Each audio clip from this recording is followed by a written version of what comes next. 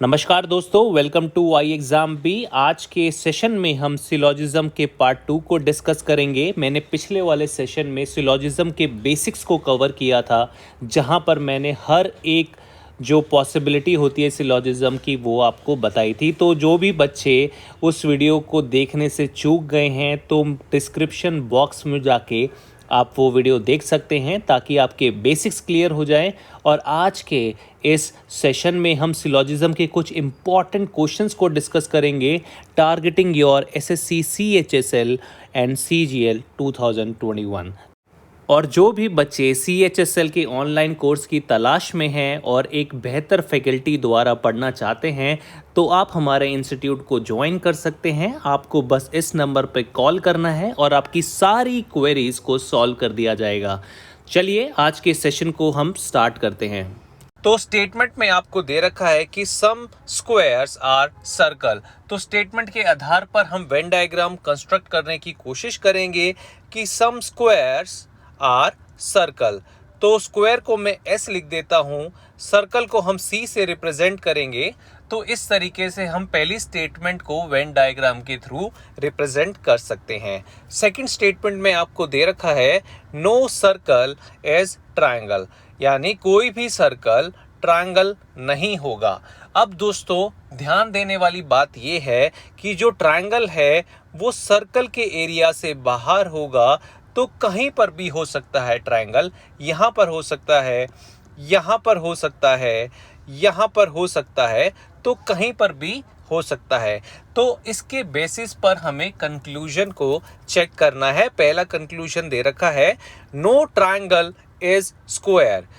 तो क्या हम अपने वेन डायग्राम के बेसिस पर शॉर्ट कह सकते हैं कि कोई त्रिभुज वर्ग नहीं है?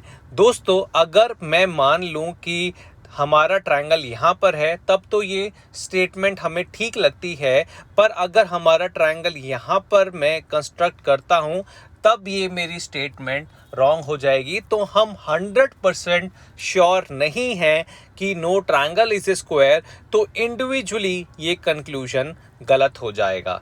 ठीक है, हम सेकंड कंक्लूजन को इंडिविजुअली चेक करेंगे कि सम स्क्वायर्स आर ट्रायंगल। तो सम स्क्वायर्स आर ट्रायंगल, क्या ये 100% ट्रू है? अगर मान लो मैंने ट्रायंगल को यहां पर कंस्ट्रक्ट किया है तो ये 100% ट्रू नहीं है, तो ये भी कंक्लूजन इंडिविजुअली रॉन्ग हो जाएगा। ध्यान देने वाली बात यह है दोस्तों कि दोनों में वेरिएबल सेम है, दोनों कंक्लूजन इंडिविजुअली रॉन्ग है। तो यहाँ पर जो आइदर और का केस है वो सिचुएशन बनती दिखाई दे रही है। देयरफॉर जो आंसर होगा इसका वो होगा आइदर 1 और 2 फॉलोज, यानी option number 3 is the correct answer. चलिए सेकंड क्वेश्चन को डिस्कस करते हैं। तो स्टेटमेंट में आपको दे रखा है कि ऑल ट्रेन्स आर कार, यानी सारी की सारी ट्रेन कार हैं। तो इसके अकॉर्डिंग आप वेन डायग्राम बना सकते हैं। आपका वेन डायग्राम रिप्रेजेंट कर रहा है कि सारी ट्रेन्स कार हैं। आपको दूसरी स्टेटमेंट में दे रखा है कि नो कार इज बस, यानी कोई कार बस नहीं है। तो इस तरीके से आप वेन डायग्राम कंस्ट्रक्ट कर सकते हैं। आपको कंक्लूजन में दे रखा है नो ट्रेन इज कार, यानी कोई ट्रेन कार नहीं है। दोस्तों जो ये वाली ट्रेन है वो तो कार का ही पार्ट है ना, तो ये कंक्लूजन इंडिविजुअली रॉन्ग हो जाएगा। आप सेकंड कंक्लूजन को चेक कर सकते हैं। आपको सेकंड कंक्लूजन में दे रखा है नो ट्रेन इज बस। जब कोई कार बस नहीं है तो ट्रेन भी दोस्तों बस नहीं हो सकती। देयरफॉर जो कंक्लूजन नंबर 2 है वो सही होगा और आपका सही आंसर होगा option number 2, that is only conclusion second follows. Third question में आपको स्टेटमेंट में दे रखा है कि no book is a pencil, यानी कोई किताब पेंसिल नहीं है। तो इस तरीके से आप डायग्राम को कंस्ट्रक्ट कर सकते हैं। आगे आपको स्टेटमेंट में दे रखा है कि सम पेंसिल्स आर इरेजर, यानी कुछ पेंसिल इरेजर हैं। ठीक है दोस्तों, तो इस तरीके से आपको वेन डायग्राम कंस्ट्रक्ट करना आना चाहिए। यहाँ पर मैं ये बता देता हूँ कि ये इरेजर दोस्तों यहाँ पर भी हो सकता है, यहाँ पर भी हो सकता है। तो ये सारी पॉसिबिलिटीज़ आपको अपने दिमाग में रखनी है, क्योंकि हमें पता है कि कोई भी बुक पेंसिल नहीं है, पर इरेज़र की कोई लिमिटेशन नहीं है। ठीक है, उसके आधार पर हमें कंक्लूजन को चेक करना है। पहले कंक्लूजन में दे रखा है कि some books are not eraser. तो अगर हमारा इरेज़र यहाँ पर है दोस्तों, तो some books are not eraser, ये बिल्कुल ठीक है। पर मैंने आपको बताया था कि इरेज़र की कोई भी लिमिटेशन नहीं है। अगर मैं इरेज़र को यहाँ ड्रॉ करता हूँ तो सम बुक्स आर इरेज़र, तो हम 100% श्योर नहीं है, तो ये हमारा कंक्लूजन गलत हो जाएगा। जब भी दोस्तों हमारा जो वेन डायग्राम से कंक्लूजन निकलता है वो 100% मैच करेगा, तभी कंक्लूजन ठीक होगा, वरना गलत हो जाएगा। दूसरा आपको कंक्लूजन दे रखा है कि सम पेंसिल्स आर नॉट बुक। जब कोई भी बुक पेंसिल नहीं है तो सम पेंसिल आर नॉट बुक भी बिल्कुल ठीक होगा। देयरफॉर कंक्लूजन नंबर 2 फॉलोज, और जो करेक्ट आंसर हो जाएगा वो होगा ऑप्शन नंबर 2। नेक्स्ट क्वेश्चन में आपको दे रखा है स्टेटमेंट में कि सम कंप्यूटर आर स्कैनर्स, यानी कुछ कंप्यूटर स्कैनर हैं। तो इसी अकॉर्डिंगली आप अपने वेन डायग्राम को कंस्ट्रक्ट कर सकते हैं। साथ ही साथ आपको दे रखा है कि नो स्कैनर इज प्रिंटर। ठीक है, यानी कोई भी स्कैनर प्रिंटर नहीं है, तो जो प्रिंटर है वो स्कैनर के एरिया से बाहर रहेगा। ठीक है, प्रिंटर यहाँ पर भी हो सकता है, यहाँ पर भी हो सकता है, यहाँ पर भी हो सकता है, तो इस चीज़ का आपको ध्यान रखना है। तो कंक्लूजन को चेक कर लेते हैं। पहला कंक्लूजन कहता है कि ऑल स्कैनर आर कंप्यूटर। तो ये तो दोस्तों हमारी स्टेटमेंट गलत हो जाएगी, क्योंकि ये कोई ज़रूरी नहीं है कि सारे के सारे स्कैनर कंप्यूटर होंगे। हमारे वेन डायग्राम में ही ये चीज़ गलत साबित हो रही है, 100% ट्रू नहीं है, तो कंक्लूजन गलत हो जाएगा। आपको सेकंड कंक्लूजन दे रखा है कि सम प्रिंटर आर स्कैनर, यानी कुछ प्रिंटर स्कैनर है। जब आपको पता है कि कोई भी स्कैनर प्रिंटर नहीं है, तो कुछ प्रिंटर स्कैनर कैसे हो सकते हैं दोस्तों, तो ये कंक्लूजन भी गलत हो जाएगा। Therefore correct answer for this particular question is option number 4, that is neither 1 nor 2। तो चलिए नेक्स्ट क्वेश्चन को हम डिस्कस करते हैं। आपको स्टेटमेंट में दे रखा है कि सम डॉग्स आर कैट, यानी कुछ कुत्ते बिल्लियां हैं, तो उसी अकॉर्डिंगली आप अपने वेन डायग्राम को कंस्ट्रक्ट कर सकते हैं। आपको आगे स्टेटमेंट में दे रखा है कि नो लॉयन इज डॉग, यानी कोई शेर कुत्ता नहीं है। ठीक है, तो अब जो डॉग के एरिया से लॉयन बाहर रहना चाहिए, बाकी लॉयन दोस्तों कहीं पर भी हो सकता है। बस आपको ये ध्यान रखना है कि डॉग के एरिया से लॉयन को बाहर रखना है। ठीक है, अब वेन डायग्राम के हिसाब से हम अपने कंक्लूजन को चेक करते हैं। सबसे पहले कंक्लूजन में दे रखा है कि सम कैट्स आर लॉयन, यानी कुछ बिल्लियां शेर हैं। तो ये भाई हो भी सकता है, नहीं भी हो सकता है, हम 100% श्योर नहीं हैं। अब अगर मैं लॉयन को यहाँ कंस्ट्रक्ट कर दूं तो ये ट्रू नहीं है, लॉयन को मैं यहाँ कंस्ट्रक्ट कर दूं तो ये ट्रू हो जाएगा, पर वी आर नॉट 100% श्योर, तो इंडिविजुअली कंक्लूजन गलत हो जाएगा। ठीक है, दूसरे कंक्लूजन में आपको क्या दे रखा है कि some cats are not lions, यानी कुछ बिल्लियां शेर नहीं हैं। दोस्तों आपको पता है कि ये वाला जो रीजन है वो सम कैट्स एंड डॉग्स का रीजन है। ठीक है, तो ये जो रीजन है वो लॉयन के क्षेत्र से बाहर रहेगा, ये बात आपको पता है। तो ये कहना बिल्कुल 100% श्योर हो जाएगा कि कुछ बिल्लियां शेर नहीं है, क्योंकि ये रीजन जो है वो हमेशा लॉयन के दायरे से बाहर रहेगा।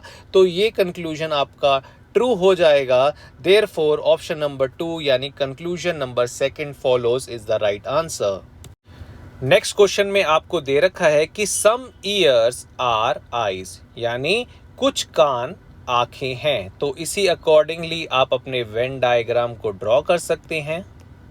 ठीक है, उसके बाद आपको दे रखा है कि नो आई इज हैंड।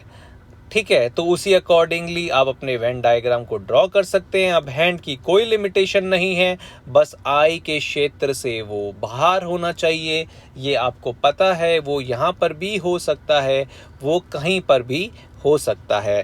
ठीक है, अब इस आधार पर आपको कंक्लूजन को चेक करना है। तो पहला कंक्लूजन दे रखा है कि ऑल हैंड्स आर ईयर्स। क्या सारे के सारे हैंड्स ईयर है? दोस्तों, ये कंक्लूजन 100% ट्रू नहीं है। अगर मैं अपने डायग्राम को यहाँ पर बनाऊं तो ये कंक्लूजन गलत हो जाएगा। वी आर नॉट 100% श्योर, तो this conclusion is individually wrong. आपको दूसरा दे रखा है कि सम आईज आर ईयर्स। तो भाई सीधी सी बात है, कुछ आई तो ईयर्स हैं ही, इसलिए ये कंक्लूजन ठीक हो जाएगा। Therefore option number 2 is true. Next question में स्टूडेंट्स आपको दे रखा है कि सम हिल्स आर माउंटेन्स, राइट। तो उसी अकॉर्डिंगली आप अपना वेन डायग्राम बना सकते हो, जहां पर कुछ पहाड़ पर्वत हैं।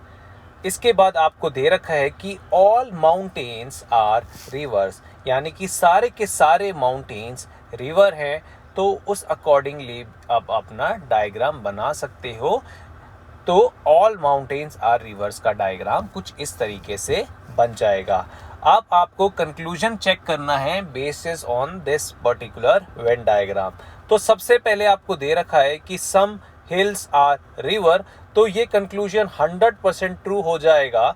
दोस्तों, आप अपने वेन डायग्राम में भी देख सकते हो। साथ ही साथ आपको कंक्लूजन में दे रखा है कि नो माउंटेन इज हिल, तो ये कंक्लूजन आपका गलत हो जाएगा, क्योंकि कुछ माउंटेन हिल है। तो आपका जो सही आंसर होगा वो होगा option number 1, that is only conclusion 1 follows. Next question में आपको कुछ स्टेटमेंट दे रखी हैं और उसके आधार पर आपको कंक्लूजन को चेक करना है। तो स्टेटमेंट कहती है कि ऑल मग्स आर सिरेमिक्स, यानी सारे के सारे मग्स आपके सिरेमिक्स हैं। ठीक है, तो इस आधार पर आपने वेन डायग्राम बना लिया। नो प्लेट इज सिरेमिक, यानी कोई प्लेट सिरेमिक नहीं है, तो आप अपने वेन डायग्राम को बना सकते हो। अब आपको दे रखा है कि सम जग्स आर प्लेट, यानी कुछ जग प्लेट है। तो दोस्तों, जग कहीं पर भी हो सकता है, जग यहाँ पर भी हो सकता है, क्योंकि आपको दे रखा है कि सम जग्स आर प्लेट, पर जग और ना मग के बीच में कोई रिलेशन दे रखा है, ना जग और सिरेमिक के बीच में कोई रिलेशन दे रखा है। तो जग का एरिया कितना भी बड़ा हो सकता है, तो इस चीज़ का आपको ध्यान रखना है। आपको कंक्लूजन में दे रखा है सम सिरेमिक्स आर जग, तो ये हो सकता है, नहीं भी हो सकता। वी आर नॉट 100% श्योर कि सम सिरेमिक्स आर जग, और जब हम 100% श्योर नहीं होते तो ये कंक्लूजन गलत हो जाएगा। दूसरा आपको दे रखा है कि सम मग्स आर प्लेट, तो ये तो कंक्लूजन आपका डेफिनेटली रॉन्ग है, तो ये भी गलत हो जाएगा। तो आंसर हो जाएगा option number 3, that is neither 1 nor 2 follows. तो नेक्स्ट क्वेश्चन में भी आप स्टेटमेंट को पढ़ सकते हैं और अपने वेन डायग्राम को बना सकते हैं। तो स्टेटमेंट में आपको दे रखा है कि ऑल हैंगर्स आर क्लोथ्स। तो ऑल हैंगर्स आर क्लोथ्स का वेन डायग्राम कुछ इस तरीके से बनेगा।